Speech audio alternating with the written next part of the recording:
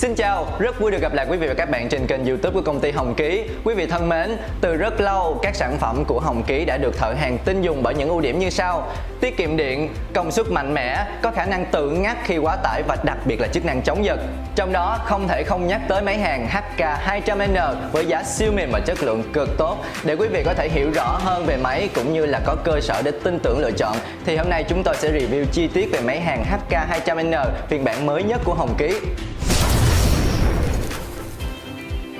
Khi quý vị mua máy hàn HK200N, quý vị sẽ nhận được một thùng sản phẩm như thế này. Và trước khi mở hộp, chúng ta sẽ nói một chút về thùng giấy nhé.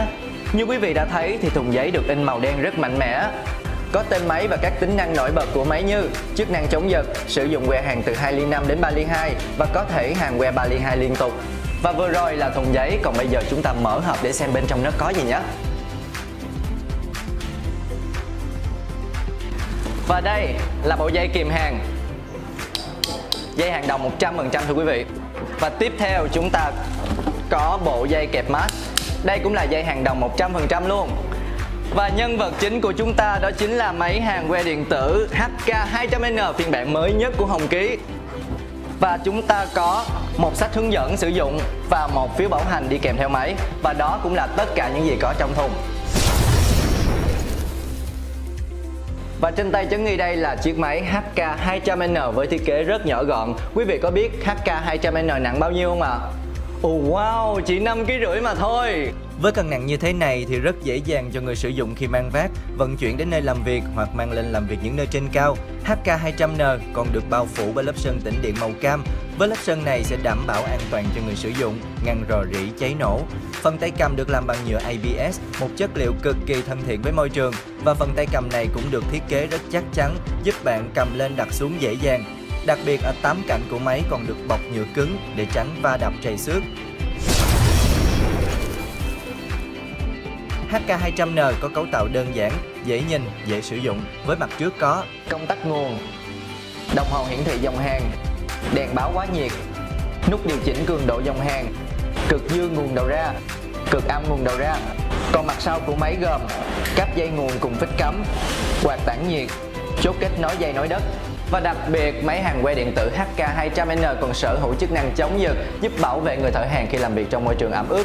Khi chúng ta bật công tắc này lên, điện áp sẽ được giảm xuống để đảm bảo an toàn cho người sử dụng. Sắp đến mùa mưa rồi, mùa mưa mà sử dụng máy hàn có chức năng chống giật thì vô cùng an toàn quý vị nhé. Mình có thể làm việc thoải mái mà không cần phải lo nghĩ gì hết.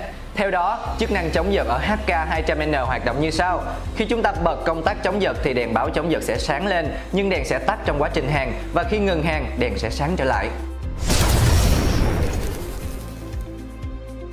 HK200N thuộc dòng máy hàn que một pha 220V, ứng dụng công nghệ inverter hiện đại. Máy có công suất đầu ra 7 kVA, thích hợp sử dụng que hàn từ 2 ly 5 đến 3 ly 2. Máy có hiệu suất hàn 60% với dòng hàn có khả năng đốt cháy tốt que hàn 3 ly 2 liên tục. Có nghĩa bạn có thể hàn liên tục que hàn 3 ly 2 mà thiết bị vẫn không báo quá tải.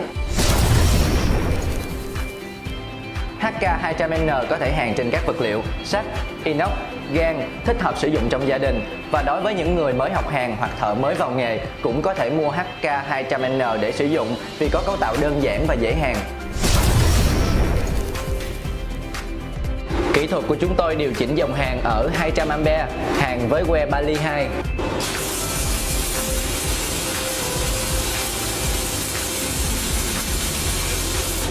Như quý vị đã thấy thì máy HK200N rất dễ hàn, độ ngấu sâu, mối hàn thì rất đều và đẹp. Wow, quý vị thân mến, vậy là hôm nay chúng ta đã tìm hiểu về chiếc máy hàn que điện tử HK200N. Với chiếc máy nhỏ gọn, tiện lợi mà còn sở hữu gần như đầy đủ các chức năng thì còn chần chừ gì mà không gọi về tổng đài của chúng tôi qua số điện thoại 1900 63 6536 để rước ngay em HK200N này về ngay nào.